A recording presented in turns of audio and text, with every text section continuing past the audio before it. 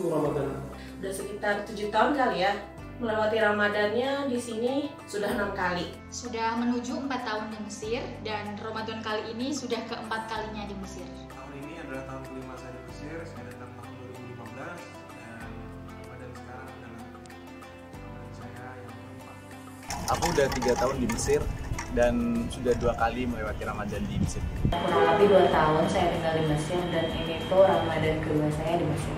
Setahun jalan 2 tahun, berarti melewati Ramadan di Mesir 2 tahun atau 2 kali sama tahun inilah. Udah 2 tahun dan ini Ramadan kedua. 9 tahun ini.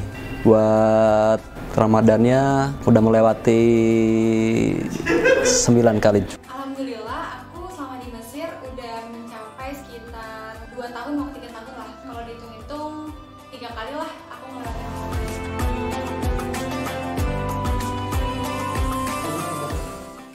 Mereka menyambut Ramadan dengan sangat meriah.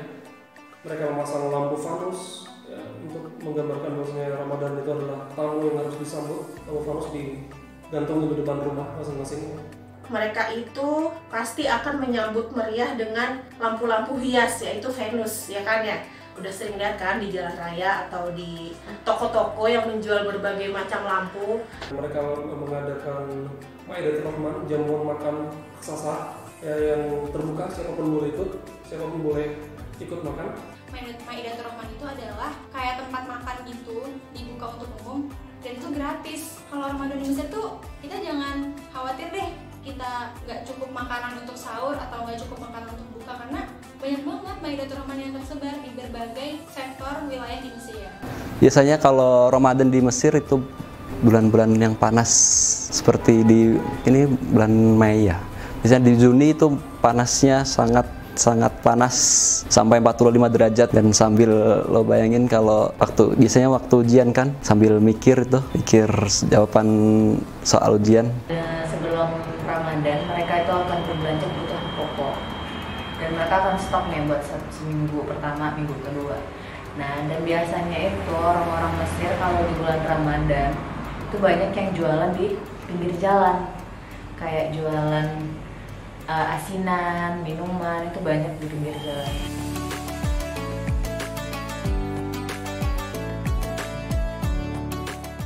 Yang pasti seperti yang saya ceritakan tadi, takjil gratis akhirnya sangat terbatas, tidak ada lagi makan gratis di masjid. Mungkin ada tapi kita harus mengambil dan dibawa pulang, ini juga tentu rasanya akan berbeda.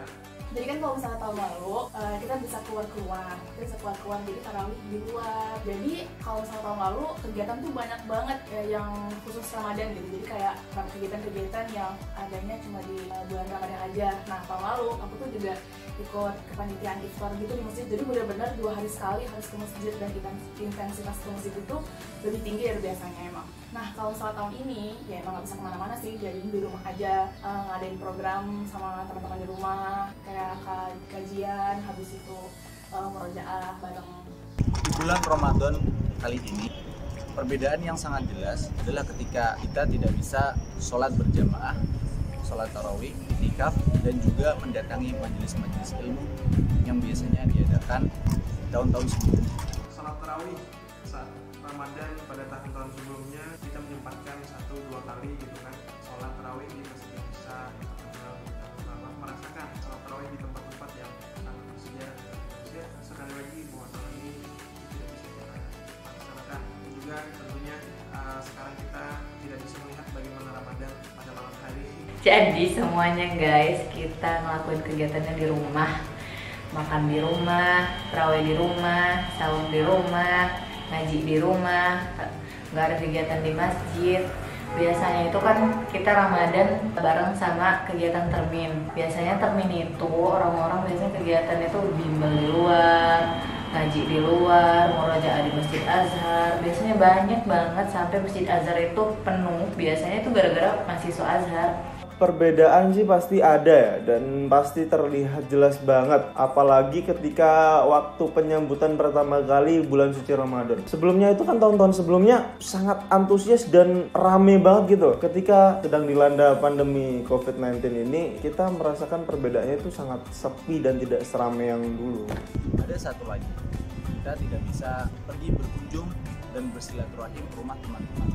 Padahal bulan Ramadan adalah momen yang paling pas untuk bertemu bersama mereka. Kalau nggak keluar, simbiosis mutualismenya berkurang, kan oleng. Karena saya salah satu pengedar apa ini? Pengedar, aduh bahaya ini coy. Ini penguat coy. Pengedar toge di market. Jadi aku nggak ada perbedaan, nggak terlalu beda banget lah. Pokoknya aku pandemi nggak pandemi tetap keluar. Maksudnya keluar kalau penting. Maksudnya pentingku keluar waktu nganter aja. Tapi selain itu ya nggak keluar kemana-mana.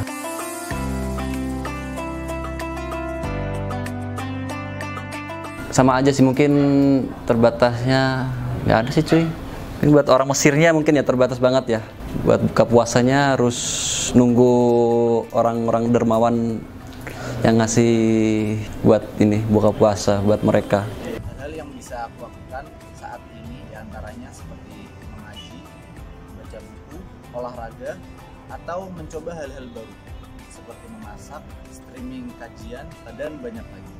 Kalau saya pribadi membuat semacam time management di mana kapan kita harus belajar, kapan kita harus ya membaca, menulis, kapan kita harus main sosmed, kapan kita harus ya leha-leha kayak biasanya, karena terbatas ya, dan itu pasti bikin kita bosen. Nah, gimana caranya time management itu? Misalkan dalam sehari kita jatah 1 hari itu 2 jam main sosmed di siang hari, terus nanti ada tidur siang, ada ngaji, tadarusnya juga tetap harus jalan. Cuma dengan keterbatasan itu sebenarnya nggak terlalu banyak masalah buat saya, karena selama ini kita sibuk banget di luar, berorganisasi, kemudian kuliah dan kegiatan-kegiatan lain. Ini waktunya kita rehat dan kayak menyadari semuanya bahwa selama ini kita sibuk itu ngapain aja, bermanfaat atau enggak. Nah, dengan di rumah itu kita bisa jadi tahu gitu, kegiatan apa sih yang selama ini kita sebenarnya jadi nggak maksimal gitu. Kayak selama ini kita mungkin membaca karena ngejar mukoror selesai gitu. Tapi dengan di rumah aja membaca itu jadi kita bisa membaca hal-hal yang kita senangi juga gitu, dan bisa melakukan hal-hal yang kita senangi. Dan di sosial media itu juga kita nggak cuma scroll timeline Instagram, nge-stalk orang lain, tapi bagi-bagi ilmu itu di masa-masa kayak pandemi ini malah justru benar-benar sangat menguat, dan itu memunculkan passion teman-teman semua yang selama ini terpendam. Kayak yang punya hobi menulis, membaca, karena hobi membaca itu selama ini kita sibuk nggak bisa, karena pandemi ini kita jadi bisa banget baca, punya waktu luang, terus kita tulis dan kita share. Itu yang coba saya lakukan selama masa pandemi ini.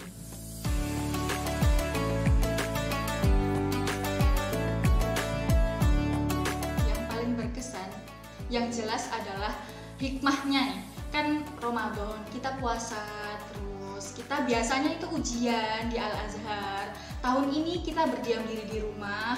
Saya sendiri yang awalnya tuh orangnya malas ngobrol gitu kan, malas ngobrol sama teman rumah. Ya karena emang di rumah terus, mau nggak mau saya pribadi harus sering ngobrol dong sama anak rumah. Ramadan aslinya nggak pandemi tetap indah dan suci.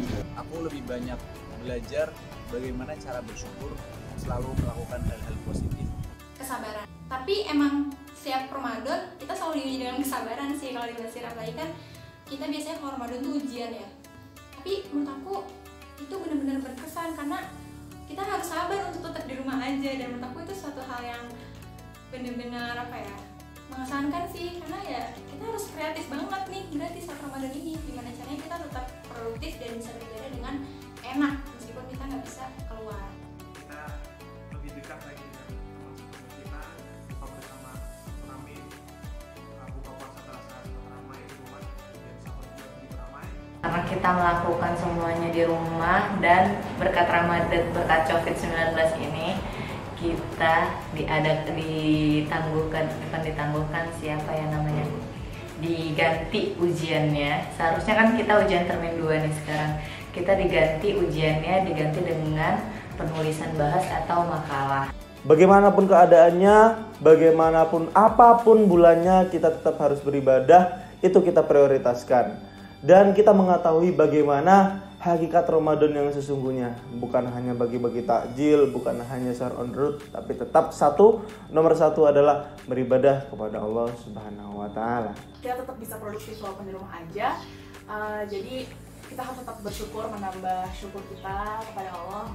Banyak hal di dunia ini yang zahirnya negatif, tapi kalau kita kontemplasi lebih dalam ternyata memiliki banyak sisi positif. Misalnya pandemi ini membuat orang jadi tidak bisa keluar kemana-mana otomatis, tapi sisi positifnya ternyata kuliah libur, ya kan, itu sangat positif bagi banyak orang.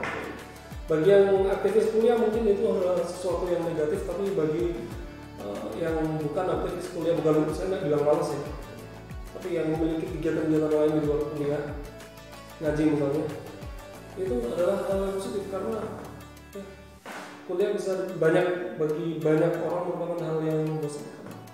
Juga kerja libur bagi yang kerja, ya seperti saya, itu kita harus jadi work from home, ya. Itu membuat kita menjadi punya waktu family time yang lebih banyak, dan itu buat saya pribadi sangat berarti karena baru-baru ini saya diberi momongan. Jadi kalau seandainya Ramadan ini saya harus membagi waktu antara kuliah, kerja, dan keluarga, mungkin saya tidak akan bisa meluangkan waktu sebanyak itu dengan buah hati.